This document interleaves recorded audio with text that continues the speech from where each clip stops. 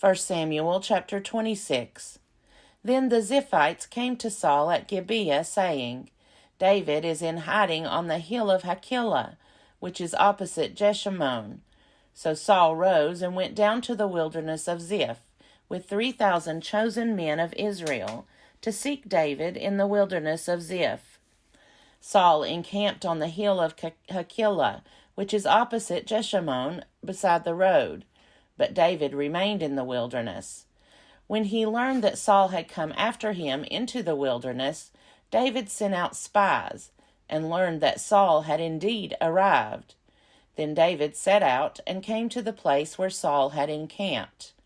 And David saw the place where Saul lay, with Abner son of Ner, the commander of his army. Saul was lying within the encampment, while the army was encamped around him.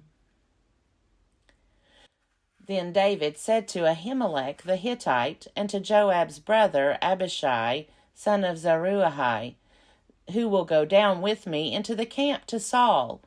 Abishai said, I will go down with you. So David and Abishai went to the army by night. There Saul lay sleeping within the encampment, with his spear stuck in the ground at his head.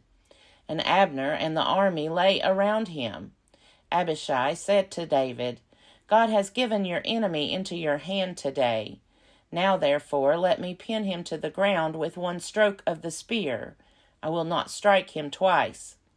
But David said to Abishai, Do not destroy him, for who can raise his hand against the Lord's anointed, and be guiltless? David said, As the Lord lives, the Lord will strike him down, or his day will come to die, or he will go down into battle and perish. The Lord forbid that I should raise my hand against the Lord's anointed. But now take the spear that is at his head, and the water jar, and let us go. So David took the spear that was at Saul's head and the water jar, and they went away. No one saw it or knew it, nor did anyone awake, for they were all asleep, because a deep sleep from the Lord had fallen upon them. Then David went over to the other side and stood on top of a hill far away, with a great distance between them. David called to the army and to Abner son of Ner, saying, Abner, will you not answer? Then Abner replied, Who are you that calls to the king? David said to Abner, Are you not a man? Who is like you in Israel? Why then have you not kept watch over your lord the king? For one of the people came in to destroy your lord the king. This thing that you have done is not good. As the Lord lives, you deserve to die, because you have not kept watch over your lord, the Lord's anointed. See now, where is the king's spear, or the water jar that was at his head? Saul recognized David's voice and said, Is this your voice, my son David? David said, It is my voice, my lord, O king. And he added, Why does my lord pursue his servant? For what have I done? What guilt is on my hands? Now therefore let my lord the king hear the words of his servant. If it is the Lord who has stirred you up against me, may he accept an offering. But if it is mortals, may they be cursed before the Lord. For they have driven me out today from my share in the heritage of the Lord, saying, Go, serve other gods. Now, therefore, do not let my blood fall to the ground, away from the presence of the Lord. For the king of Israel has come out to seek a single flea, like one who hunts a partridge in the mountains. Then Saul said, I have done wrong. Come back, my son David, for I will never harm you again, because my life was precious in your sight today. I have been a fool, and have made a great mistake. David replied, Here is the spear, O king. Let one of the young men come over and get it. The Lord rewards everyone for his righteousness and his faithfulness. For the Lord gave you into my hand today, but I would not raise my hand against the Lord's anointed. As your life was precious today in my sight, so may my life be precious in the sight of the Lord. and may he rescue me from all tribulation." Then Saul said to David, "Blessed be you, my son David. You will do many things and will succeed in them." So David went his way, and Saul returned to his place. 1 Samuel chapter 27. David said in his heart, "I shall now perish one day by the hand of Saul. There is nothing better for me than to escape to the land of the Philistines. Then Saul will despair of seeking me any longer within the borders of Israel, and I shall escape out of his hand." So David set out and went over, he and the 600 men who were with him, to King Achish, son of Maoch of Gath. David stayed with Achish at Gath, he and his troops, every man with his household, and David with his 2 wives, Ahinoam of Jezreel and Abigail of Carmel, Nabal's widow. When Saul was told that David had fled to Gath, he no longer sought for him. Then David said to Achish, "If I have found favor in your sight, let a place be given me in one of the country towns, so that I may live there. For why should your servant live in the royal city with you?" So that day Achish gave him Ziklag. Therefore Ziklag has belonged to the kings of Judah to this day. The length of time that David lived in the country of the Philistines was 1 year and 4 months. Now David and his men went up and made raids on the Geshurites, the Girzites, and the Amalekites, for these were the landed settlements from Telam on the way to Shur and onto the land of Egypt. David struck the land, leaving neither man nor woman alive, but took away the sheep, the oxen, the donkeys, the camels, and the clothing, and came back to Achish. When Achish asked, "Against whom have you made a raid today?" David would say, "Against the Negeb of Judah," or "Against the Negeb of the Jerahmeelites," or "Against the Negeb of the Kenites." David left neither man nor woman alive to be brought back to Gath, thinking, "They might tell about us and say, 'David has done so and so.'" Such was his practice all the time he lived in the country of the Philistines. Achish trusted David, thinking, "He has made himself utterly abhorrent to his people Israel. Therefore he shall always be my servant." 1 Samuel chapter 28. In those days the Philistines gathered their forces for war, to fight against Israel. Achish said to David, "You know, of course, that you and your men are to go out with me in the army."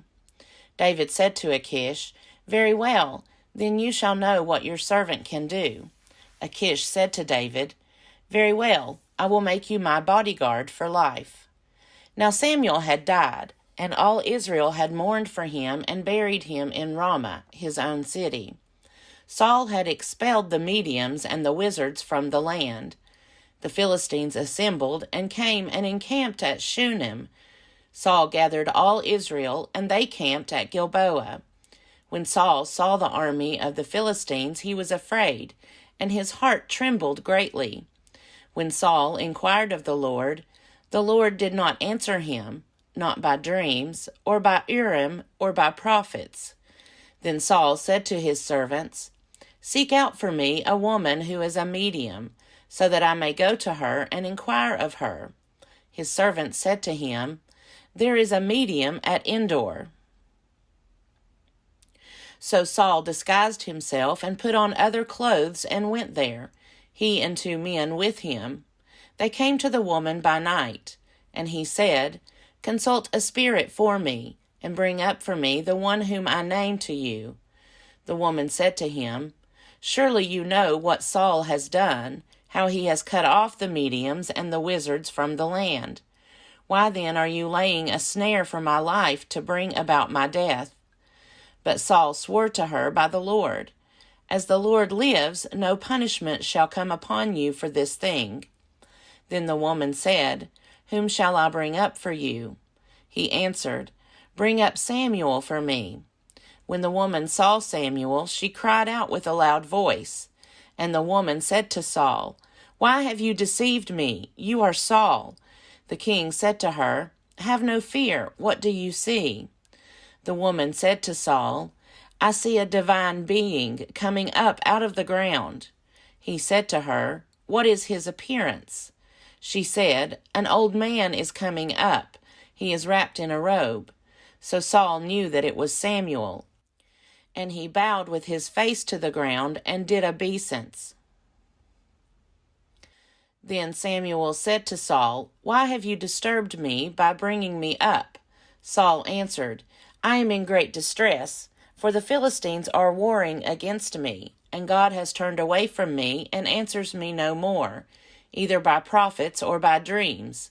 So I have summoned you to tell me what I should do. Samuel said, Why then do you ask me, since the Lord has turned from you and become your enemy? The Lord has done to you just as he spoke by me, for the Lord has torn the kingdom out of your hand and given it to your neighbor David, because you did not obey the voice of the Lord and did not carry out his fierce wrath against Amalek. Therefore the Lord has done this thing to you today. Moreover, the Lord will give Israel along with you into the hands of the Philistines. And tomorrow you and your sons shall be with me. The Lord will also give the army of Israel into the hands of the Philistines. Immediately Saul fell full length on the ground, filled with fear because of the words of Samuel, and there was no strength in him, for he had eaten nothing all day and all night. The woman came to Saul, and when she saw that he was terrified, she said to him, Your servant has listened to you. I have taken my life in my hand, and have listened to what you have said to me. Now, therefore, you also listen to your servant. Let me set a morsel of bread before you. Eat, that you may have strength when you go on your way. He refused and said, I will not eat. But his servants, together with the woman, urged him, and he listened to their words. So he got up from the ground and sat on the bed. Now the woman had a fatted calf in the house. She quickly slaughtered it, and she took flour, kneaded it, and baked unleavened cakes. She put them before Saul and his servants, and they ate. Then they rose and went away that night. 1 Samuel chapter 29. Now the Philistines gathered all their forces at Aphek, while the Israelites were encamped by the fountain that is in Jezreel. As the lords of the Philistines were passing on by hundreds and by thousands, and David and his men were passing on in the rear with Achish, the commanders of the Philistines said, What are these Hebrews doing here? Achish said to the commanders of the Philistines, Is this not David, the servant of King Saul of Israel, who has been with me now for days and years? Since he deserted to me, I have found no fault in him to this day. But the commanders of the Philistines were angry with him, and the commanders of the Philistines said to him, Send the man back, so that he may return to the place that you have assigned to him. He shall not go down with us to battle, or else he may become an adversary to us in the battle. For how could this fellow reconcile himself to his Lord? Would it not be with the heads of the men here? Is this not David, of whom they sing to one another in dances?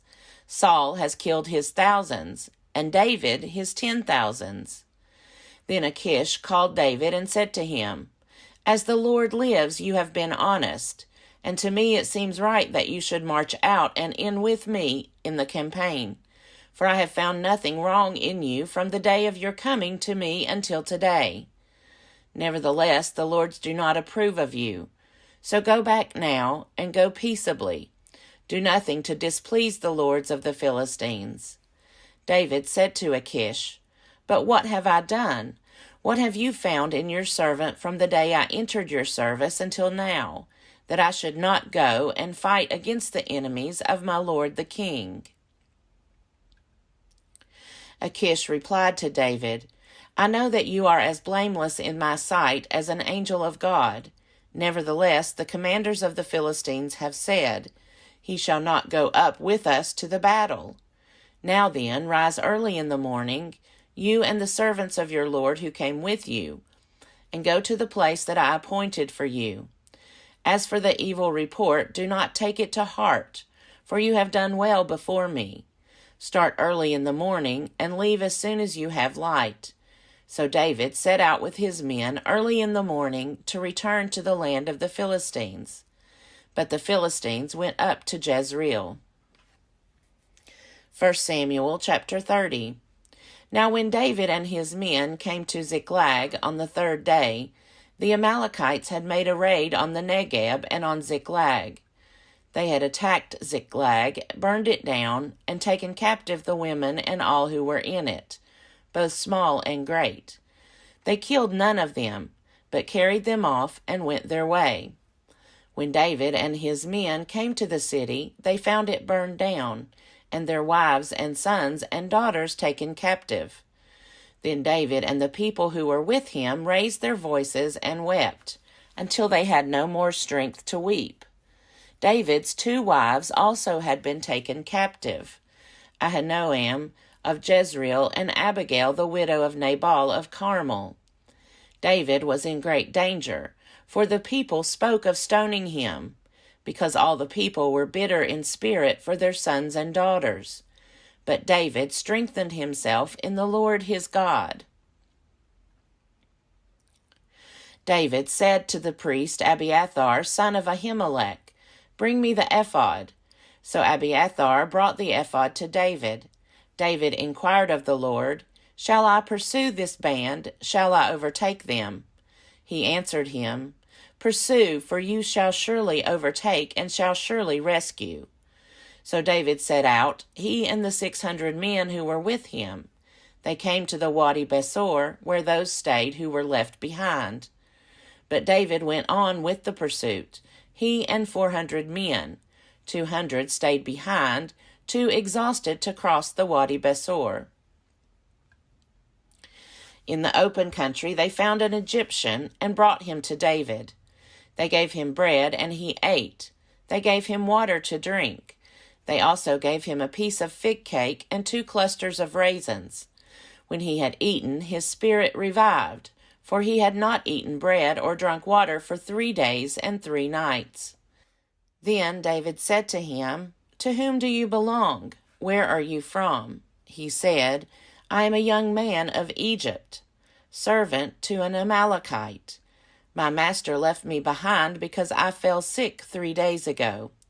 We had made a raid on the Negeb of the Cherethites, and on that which belongs to Judah, and on the Negeb of Caleb, and we burned Ziklag down."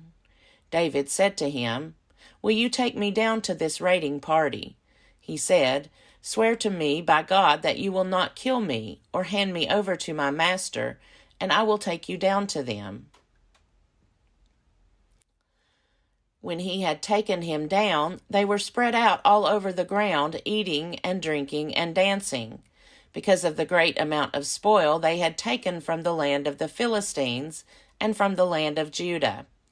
David attacked them from twilight until the evening of the next day. Not one of them escaped, except 400 young men who mounted camels and fled. David recovered all that the Amalekites had taken, and David rescued his 2 wives. Nothing was missing, whether small or great, sons or daughters, spoil or anything that had been taken. David brought back everything.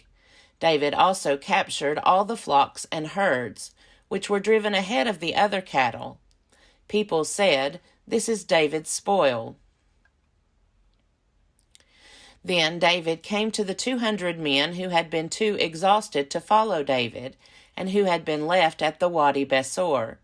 They went out to meet David and to meet the people who were with him. When David drew near to the people, he saluted them. Then all the corrupt and worthless fellows among the men who had gone with David said, "Because they did not go with us, we will not give them any of the spoil that we have recovered, except that each man may take his wife and children and leave." But David said, "You shall not do so, my brothers, with what the Lord has given us." He has preserved us and handed over to us the raiding party that attacked us. Who would listen to you in this matter? For the share of the one who goes down into the battle shall be the same as the share of the one who stays by the baggage. They shall share alike. From that day forward he made it a statute and an ordinance for Israel. It continues to the present day.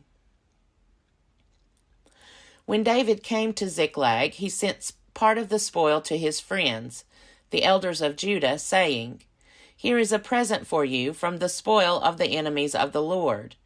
It was for those in Bethel, in Ramoth of the Negeb, in Jatir, in Aroer, in Siphmoth, in Eshtemoa, in Rachel, in the towns of the Jerahmeelites, in the towns of the Kenites, in Hormah, in Bor-Ashan, in Athak, in Hebron, all the places where David and his men had roamed.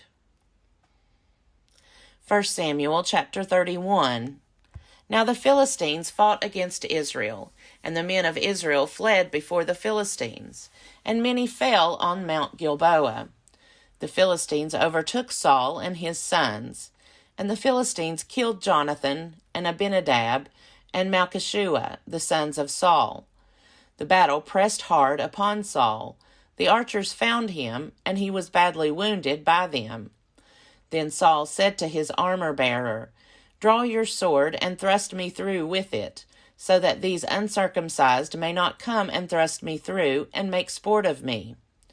But his armor-bearer was unwilling, for he was terrified.